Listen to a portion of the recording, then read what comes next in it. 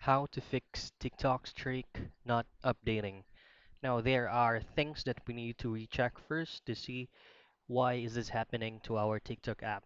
First things first is pull up your TikTok application, then go ahead to your profile. Once you're on your profile, just press on the three lines right here at top right corner. Go to settings and privacy, and then afterwards go to your account, and then go to your account information. From here, you'll have to make sure that you are on the correct account region.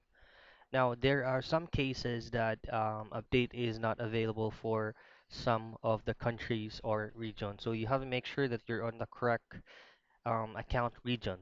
Now, once you've done that, you need to make sure that your TikTok is up to date or updated to the latest version, and you do have the correct application. Go to your Play Store. From Play Store, search for TikTok. Right. As you can see, there are plenty of TikToks right here, like Save Data, Wallpaper, TikTok Studio, so on and so forth. You just have to make sure that you have downloaded the correct app, which is this one.